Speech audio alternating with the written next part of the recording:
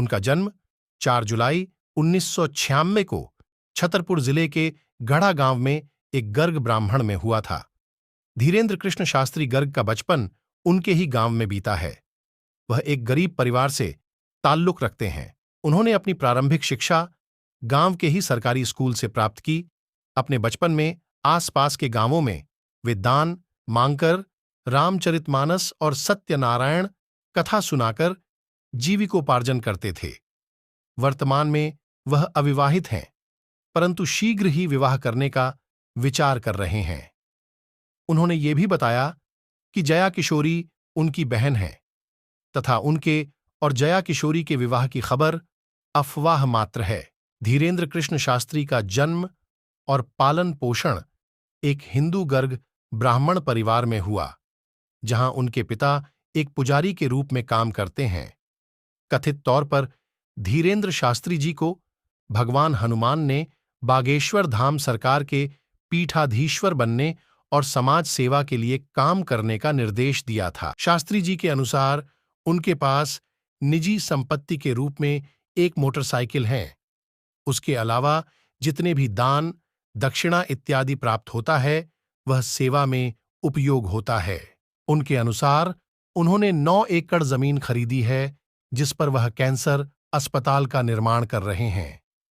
धाम में आया दान मंदिर विस्तार, जन कल्याण कार्य जैसे कन्याओं का विवाह, रोगों के निदान के लिए और अन्नपूर्णा भंडारा में लगाया जाता। धीरेन्द्र कृष्ण शास्त्री पीठाधीश्वर और बागेश्वर धाम सरकार के प्रमुख हैं, जो मध्य प्रदेश के छतरपुर जिले के गढ़ा गांव में भगवान हनुमान को समर्पित एक हिंदू तीर्थ स्थल है।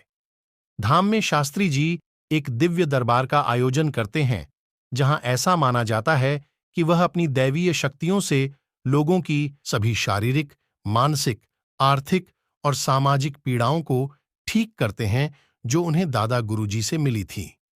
लल्लन टॉप के साथ एक साक्षात्कार में शास्त्री जी ने बताया कि वह अपने दादा गुरुजी के बाद धाम के प्रमुख के रूप में सेवा करने वाली तीसरी पीढ़ी हैं। शास्त्री जी उस समय सुर्खियों में आए जब नागपुर की अखिल भारतीय अंधश्रद्धा निर्मूलन समिति के श्याम मानव ने उन्हें चुनौती दी और उनकी आध्यात्मिक शक्तियों पर सवाल उठाया। मानव ने शास्त्री जी पर अंधविश्वास को बढ़ावा देने का भी आरोप लगाया। जब मीडिया में विवाद शुरू हुआ तो शास्त्री जी ने मानव को अपने दिव्य दरबार में आमंत्रित किया और वह जो भी जानना चाहते हैं उनसे पूछने के लिए कहा। प्रमुख हिंदू नेताओं का भी समर्थन मिला। जनवरी 2023 को कई हिंदू संगठनों ने बागेश्वर धाम सरकार के प्रमुख पुजारी शास्त्री जी का समर्थन किया। जनवरी 2023 को नागपुर पुलिस ने धीरेन्द्र शास्त्री को नागपुर में उनके सार्वजनिक कार्यक्रमों में अंधविश्वासी गतिविधियों को बढ़ावा देने के आरोप में क्लीन चिट दे दी।